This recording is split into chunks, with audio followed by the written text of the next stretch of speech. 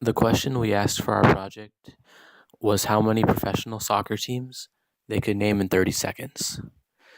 During lunch, we asked 30 boys and 30 girls, and we selected them by finding the person that was the closest to the quad at each table. We chose soccer because it's the most popular sport in the world, so there could be a lot of answers. Now, to make sure that we could use the normal model safely, we had to check the conditions for a two-sample t-test. First, randomization. We made sure to interview and survey the person sitting closest to the quad at each lunch table, and did this until we had a sample of 30 boys and a sample of 30 girls. And we also made sure to give each person responding an equal amount of time to respond. Next, independence. It is safe to assume that there is no correlation between the boys and the girls in the cafeteria regarding their knowledge of soccer. Next, 10% rule. It is also safe to assume that there are more than 300 boys and 300 girls within the school itself. And lastly, central limit theorem.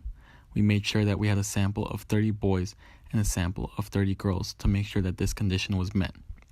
By doing this, we were able to use the normal model safely because all of the conditions had been met. To begin our calculations, we first set up our hypothesis test. Our null hypothesis was as follows. The mean number of professional soccer teams named by males is equal to the mean number of professional soccer teams named by females.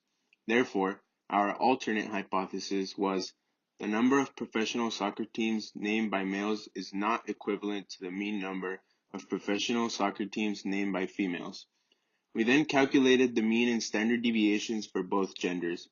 Our male mean was 9.6 soccer teams with a standard deviation of 6.621. Our female mean was 7.3 soccer teams with a standard deviation of 4.735. Our degrees of freedom for these calculations was 52.516. Afterwards, we calculated our t-stat value using the appropriate formula and got a value of 1.547.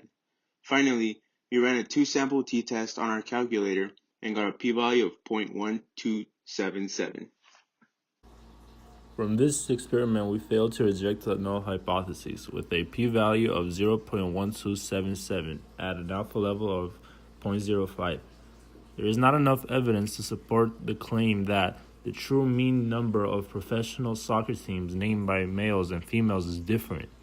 If the null hypothesis is true, we can expect results such as this sample 12.77% of the times.